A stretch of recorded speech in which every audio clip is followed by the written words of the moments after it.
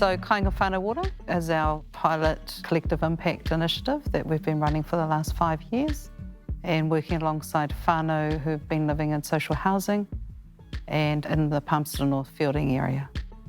We are working together for a common goal, common purpose, and putting aside our own agendas so that we can look at what are the activities that are going to make the most impact to the whānau in our community. Kāinga Whānau Ora does have 4 goals. As part of the shared agenda was identifying what is it we're trying to achieve for whānau in this space. So goal 1 is around the physicality of the house.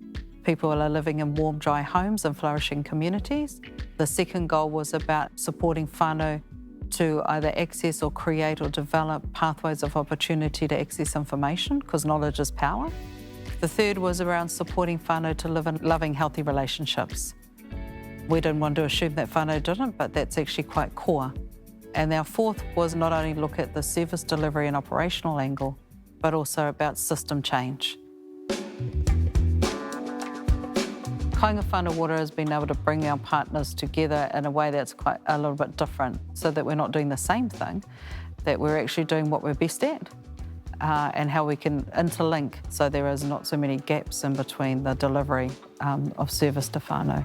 One of the key principles of Kāinga Whānau Ora that makes it work is that we have key decision makers around the table.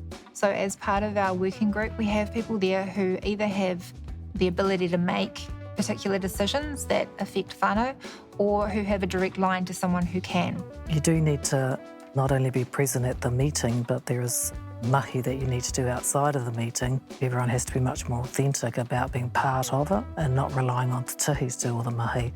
Yes, te tihi are the backbone organisation, but we've all got a role to play.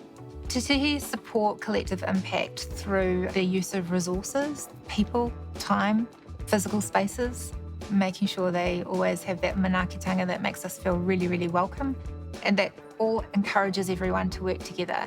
But it has a massive positive impact on the people who are all around that table, whereby we're all going, actually, I feel welcome here, people know about me, you know, this is a nice space, I'm enjoying my time here. It becomes the highlight of my day or my week.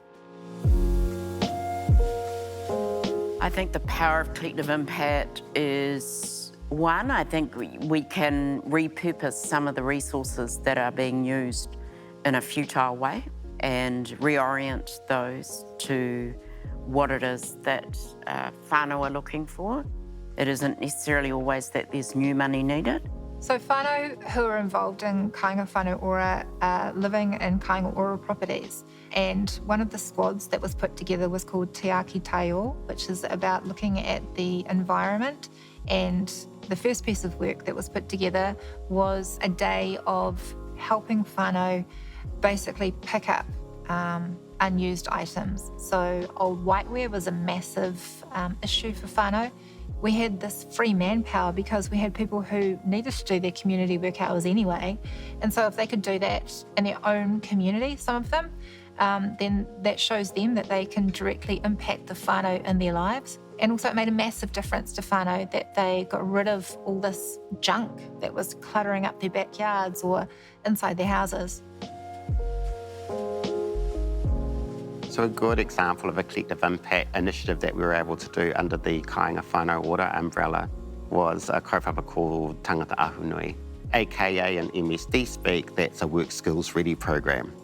This one was focused on their aspirations and actually thought of their whole reality of aspirations, not just mahi. What does work actually mean? Is it for your tamariki? Is it where do you want to go with your dreams and hopes?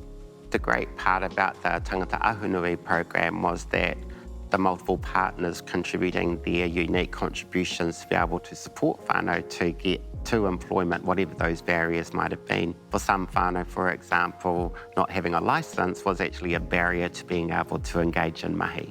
So we were able to work with the police to be able to support them in their licensing kaupapa. Also, other whānau from UCOL, they supported our whānau in developing their CVs and getting some skills in regards to presenting their pūkina, but actually being able to support them to capture their awesomeness was actually a really good journey for those whānau as well. So wrapping around more than just, oh, you've got your CV, off you go. This was about, why do you want to go? Where do you want to go? What would help you get there? Not just a tick box exercise to satisfy the system. And a number of them actually went into full-time permanent employment as a result. I do think that collective impact can help create system-level change.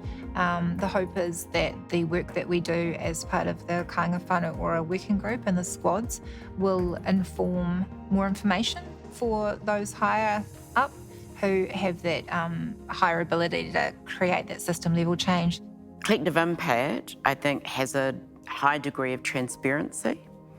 And so through transparency, through strong relationships, I think you can demonstrate why system change is required.